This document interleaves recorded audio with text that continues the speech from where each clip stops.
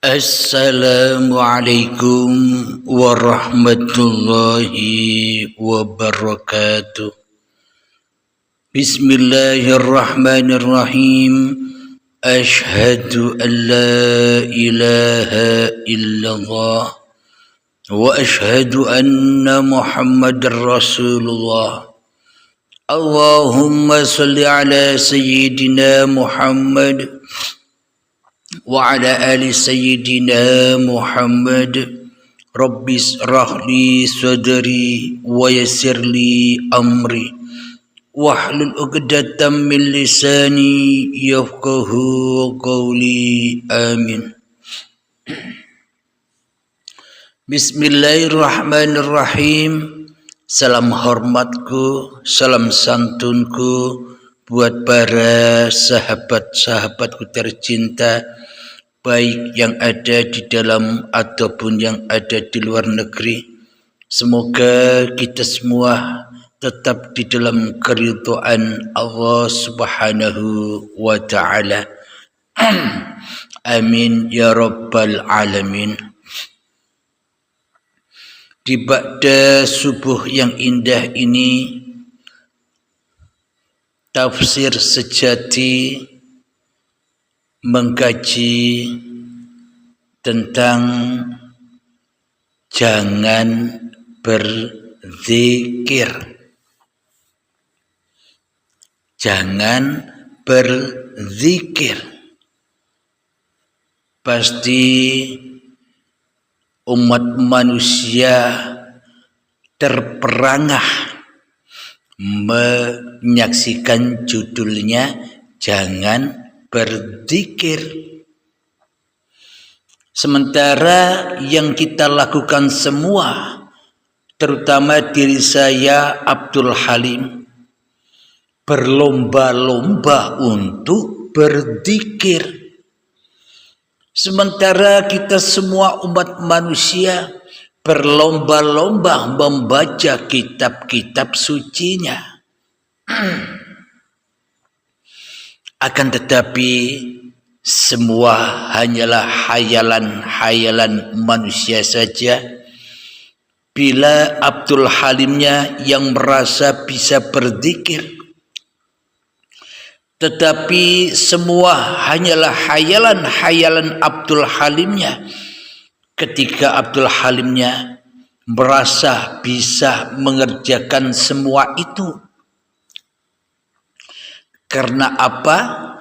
Karena Abdul Halimnya sudah melampaui batas ketuhanannya. Karena Abdul Halim merasa dirinya sebagai Tuhan dan sebagai penguasa serta sebagai pelaksana zikir Abdul Halimnya. Yang sebenar-benarnya Abdul Halimnya tak pernah bisa berzikir kepada Tuhannya, kecuali Abdul Halimnya berzikir kepada dirinya sendiri. Yang diingati hanya Abdul Halimnya sendiri, mana mungkin dikatakan, mana mungkin disebut berzikir. Sementara Abdul Halim hanya ingat bahwa hanya Abdul Halimlah yang bisa berzikir. Maka dari itu, pasti yang dizikiri, pasti yang diingati, pasti yang dituju bukan Tuhan tapi Abdul Halimnya. Dengan zikir-zikir Abdul Halimnya merasa jadi orang mulia. Dengan zikir-zikir kepada Abdul Halim merasa bangga dengan zikir-zikirnya. Abdul Halim merasa bangga dengan solat-solatnya. Abdul Halim merasa bangga dengan ibadah-ibadahnya. Abdul Halim merasa bangga dengan solawatan-solawatannya. Abdul Halim merasa bangga dengan solat duhanya, dengan solat tahajudnya, dengan membaca Al-Qur'annya dan sebagainya.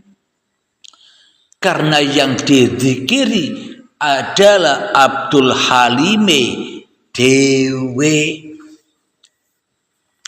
Mana mungkin Abdul Halim bisa berzikir kepada Allah? Mana mungkin manusia bisa berzikir kepada Allah bila manusianya, bila Abdul Halimnya masih jadi Tuhan yang mentuhani zikir-zikir itu sendiri. Maka dari itu Abdul Halim dan semua manusia yang melaksanakan dengan hati yang demikian, dengan hati yang mana manusianya masih lebih wujud di dalam hatinya daripada wujud Tuhannya, maka yang dizikiri yo awake dewe. Ora iso bisa zikir marang Gustine, ora bisa, tidak akan pernah bisa berzikir kepada Tuhannya selagi manusianya masih wujud, masih ada, masih hidup. Maka dari itu jangan berzikir alias baiat. Bila tak baiat maka manusianya ngeyel berzikir saja. Bila tidak dibaiat manusianya ngeyel beribadah saja. Beribadah dan berzikirnya masih beribadah dan berzikir pada diri manusianya sendiri, karena manusianya belum baiat, karena manusianya belum mati. Sebelum mati, belum mati syahid, ya ora bisa berzikir marang pangerane. Karena Tuhan yang dianggap Tuhan selama ini yo versi Abdul Halime, yo versi kemanusiaannya. Seolah-olah manusianya kenal Tuhannya. Sementara Abdul Halim selama ini tak pernah kenal Tuhan. Mana yang dizikiri, mana yang diingati. Bertemu dengan Tuhan saja tidak pernah. Yang bertemu selama ini hanya bertemu dengan Abdul Halimnya saja di dalam hatinya. Yaitu semua bukan berzikir alias ngece pangeran, menghina Tuhan secara tidak disadarinya. Seolah-olah yang dikerjakan di dalam kehidupan ini sejak bangun sampai tidur lagi, di dalam syariat-syariat pergerakan-pergerakan apapun yang digerakkan oleh tubuh manusia ini, seolah-olah di dalam hati kita yang diingati hanya kita yang berbuat, hanya kita sebagai pelaksana. Apakah itu dikatakan berzikir? Sementara kita tak tahu kemana arah zikir itu. Toh ending-endingnya, ujung-ujungnya manusianya yang merasa berzikir. Tidak cocok dengan agamanya Allah yang mana di dalam kalimat afdalul dzikri fa'lam annahu la ilaha illallah. Sebaik-baiknya zikir, seagung-agungnya zikir, semulia-mulianya zikir, sehebat-hebatnya zikir, yaitu tiada Tuhan selain Allah. Bukan tiada Tuhan selain diri Abdul Halim di dalam Abdul Halimnya. Bukan tiada Tuhan selain Anda di dalam hati Anda. Bukan tiada Tuhan selain manusia di dalam hati tiap-tiap manusianya. Itu salah zikir. Bagi manusianya, bagi Abdul Halimnya seolah-olah berzikir pada Tuhan. La ilaha illallah, la ilaha illallah, la ilaha illallah, padahal di dalam hati Abdul Halimnya, Abdul Halim yang bisa berzikir la ilaha illallah.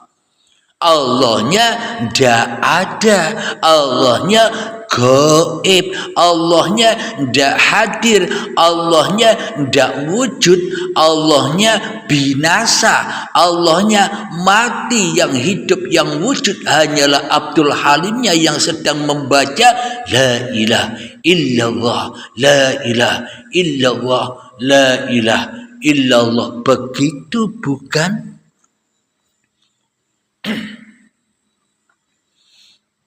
Maka yang dizikirkan oleh Abdul Halimnya la ilaha illallah hanya menghina dina Tuhannya saja. Makanya jangan berzikir menengowai. Jadi yang dimaksud afdalul dzikri fa'alam annahu la ilaha illallah, cukup Allah saja yang bisa berzikir kepada Allah sendiri. Araftu Rabbi bi Rabbi, aku mengenal Tuhanku dengan Tuhanku, bukan aku mengenal Tuhanku dengan Abdul Halimku, bukan aku mengenal Tuhanku dengan diri manusiaku. Salah. Abdul Halim manusia mana ada, Abdul Halim manusia mana mungkin wujud, Abdul Halim manusia mana mungkin tercipta tanpa Tuhan. Jadi yang berhak berzikir, jadi yang berhak mengingat Tuhan dan yang mengingat semua alam semesta yang diciptakannya, ya hanyalah Tuhan sendiri. Abdul Halim, diri Anda dan seluruh manusia menengowai. Jangan ikut-ikut jadi Tuhan, jangan ikut-ikut sok berzikir, jangan ikut-ikut sok ibadah.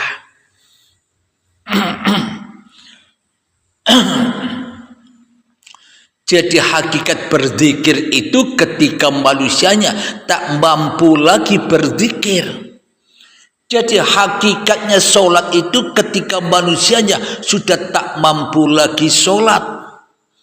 Jadi hakikat ibadah itu adalah ketika manusianya sudah merasa tak mampu lagi ibadah. Itulah aplikasi dan itulah realisasi la haula wala quwwata illa billah. Inilah yang dimaksud lillahi ta'ala, pasti benar. Selagi Abdul Halimnya yang merasa bisa berzikir, selagi Abdul Halimnya yang merasa bisa sholat, bisa ibadah, bisa mengingat, bisa sholawatan, bisa ngaji, bisa apapun, selamanya Abdul Halim sesungguhnya dusta. Ngaku-ngaku jadi Tuhan tapi tidak disadarinya. Kenapa? Karena Abdul Halim sudah buta dengan Abdul Halimnya di dalam hatinya. Karena Abdul Halim sudah silau terhadap kewujudan, sudah silau kepada kehidupan, sudah silau kepada kekuasaan. Abdul Halime dewe di dalam hatinya.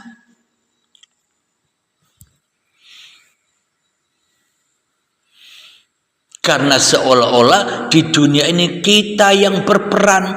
Allah, Tuhan, Allah, Gusti, Bapa, Romo, tidak ada perannya. Maka dari itu ojo melu-melu zikir menengowai. Apa maknanya? Ketika kita saat berzikir yo menengowai.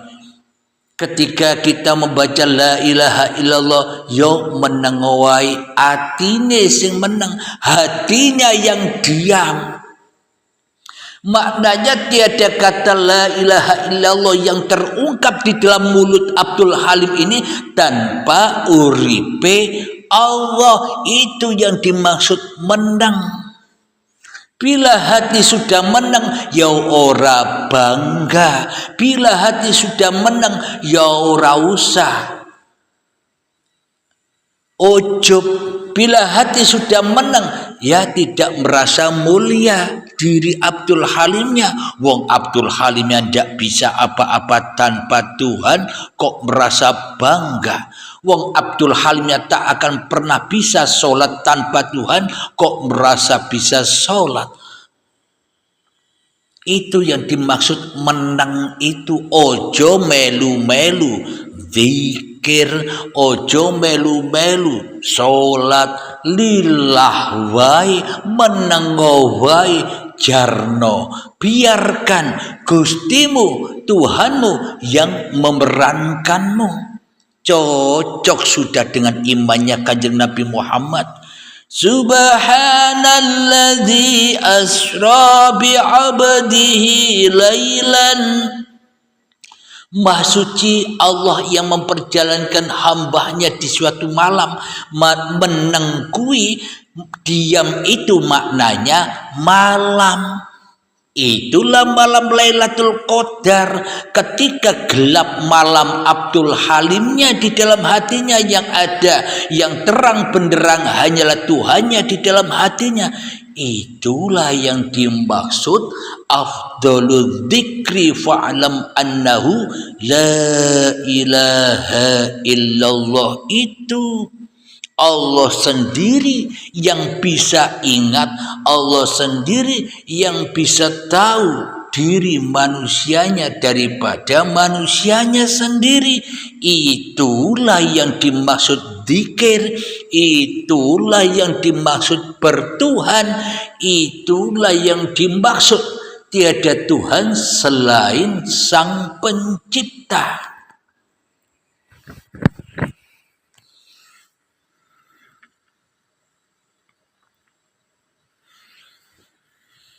Mari kita buka bersama di dalam surat Al-Isra ayat yang ke-96.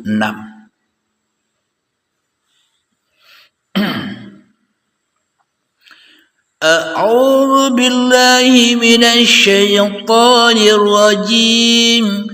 Bismillahirrahmanirrahim.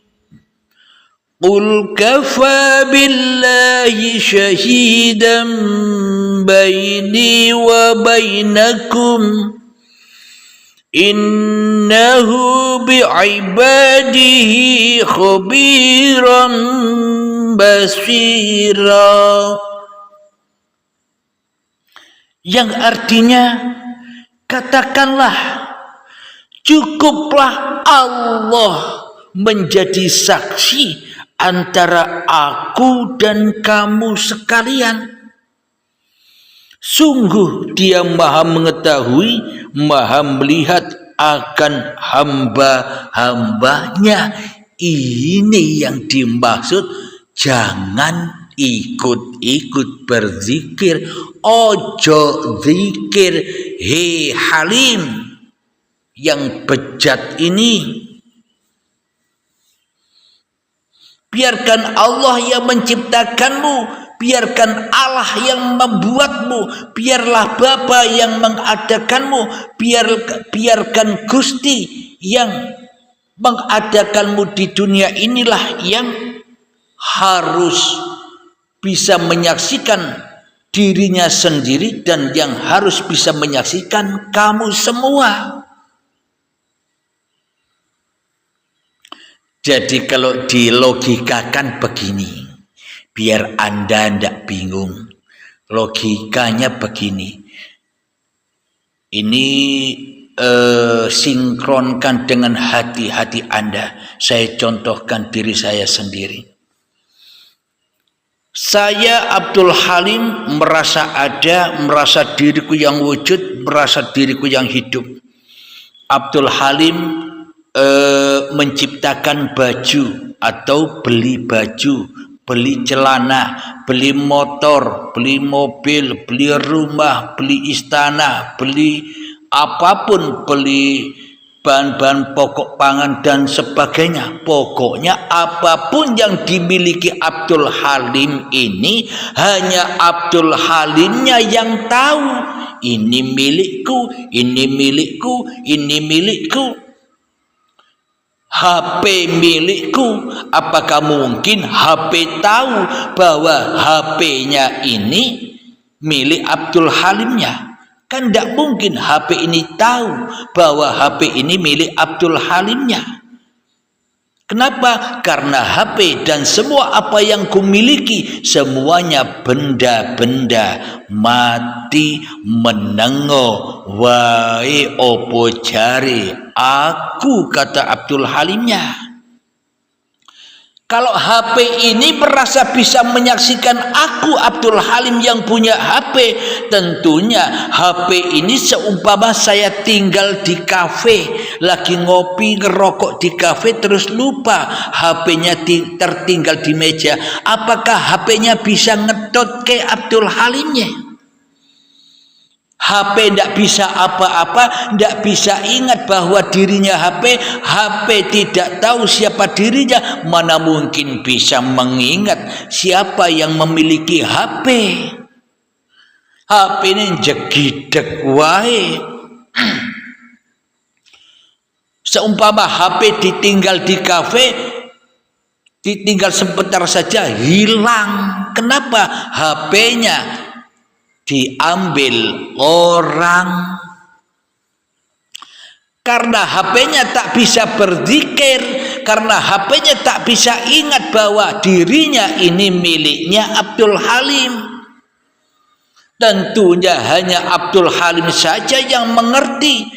Tentunya hanya Abdul Halim saja yang tahu bahwa yang tahu Abdul Halimnya ya Abdul Halim sendiri, dan yang tahu apa yang dimiliki, apa yang diciptakan oleh Abdul Halimnya ya Abdul Halimnya sendiri yang tahu, yang menjaga, yang memelihara, yang memenuhi kecukupan apa yang diperlukan, apa yang dicipta-ciptakan, memenuhi kebutuhan apa yang sudah dimilikinya. Contoh, baju kotor ya dicuci, tidak mungkin bajunya nyuci-nyuci sendiri, tidak mungkin bajunya setrika-setrika sendiri, tidak mungkin bajunya ngelempit-ngelempit sendiri. Ya Abdul Halim yang punya baju itu, yang mencuci, yang menyetrika, yang melempit atau melipat bajunya ditaruh lagi di almari. Hanya Abdul Halimnya yang bisa, bukan bajunya yang merasa bisa. Ini yang dimaksud ojo zikir menengo wae.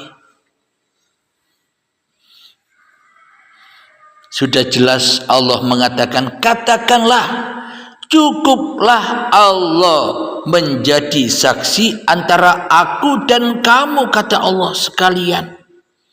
Sungguh Dia Allah Maha mengetahui, Maha melihat akan hamba-hambanya. Jadi yang berhak tahu, jadi yang berhak melihat hanya Allah, bukan Abdul Halim, bro. Selama ini kan kebalik-balik semua iman akidahnya. Kenapa kok kebalik-balik? Karena tidak punya Tuhan. Karena yang dizikiri hanya Abdul Halimnya. Abdul Halimnya ateis, tak bertuhan, mentuhankan Abdul Halimnya sendiri di dalam hatinya. Maka selamanya hati Abdul Halim selalu panas, gundah gulana, takut mati, takut miskin, takut tidak punya uang, takut tidak makan, takut tidak punya jabatan, takut tidak punya pangkat dan sebagainya, takut dihina orang, takut direndahkan orang. Semuanya kehidupan Abdul Halimnya serba takut. Kenapa? Karena jadi Tuhan dewe dhewe rumangsa dadi pangeran. Sik duwe rumangsa wedi, masih merasa punya sifat takut, kok ngaku-ngaku dadi pangeran, kok ngaku-ngaku bisa berzikir, kok ngaku-ngaku bisa sholat, berdoa, sholawatan dan sebagainya. Itu yang membuat manusia ketakutan hidup di dunia ini. Ora ono tentreme, ora ono damainya, karena hatinya tidak mau kembali kepada hanya Tuhan-Nyalah yang menjagaku, hanya Tuhanlah yang mencukupiku, hanya Tuhanlah yang membisakanku, hanya Tuhanlah yang bisa membicarakan aku, hanya Tuhanlah yang bisa mendudukkanku, hanya Tuhanlah yang bisa merokok ngopikan aku. Kalau Abdul Halim sadar semuanya hanyalah pergerakan, hanyalah perjalanan-perjalanan Abdul Halim yang diperjalankan Tuhannya, maka sucilah Tuhan itu dari Abdul Halimnya, di dalam hati Abdul Halimnya. Itu yang dimaksud subhanalladzi asra bi abdihi. Maha suci Allah, maha agung Allah, maha besar Allah, maha wujud Allah, maha hidup Allah, yang memperjalankan Abdul Halimnya di suatu malam. Ketika apa? Ketika Abdul Halimnya tidak ada, ketika Abdul Halimnya gelap, ketika Abdul Halimnya rawujud, ketika Abdul Halimnya gaib, yang ada hanya Allah. Itulah kesucian, keagungan, kebesaran Allah sendiri yang tahu zatnya sendiri, dan yang tahu siapa yang diperjalankan, siapa yang diciptakan. Bila hati Abdul Halimnya sudah begitu, maka hatinya selalu damai, indah, tenang, bahagia. Itulah surga yang direbut-rebutkan menungso. Padahal surga-surgi yang diperebutkan manusia, surganya Dajjal, kok dibangga-banggakan. Surganya iblis kok dibangga-banggakan. Kenapa? Karena selama ini sudah salah Tuhan. Iblis kok dipertuhankan, setan kok diadakan, diwujudkan di dalam hatinya. Abdul Halim inilah rupanya iblis dan setan.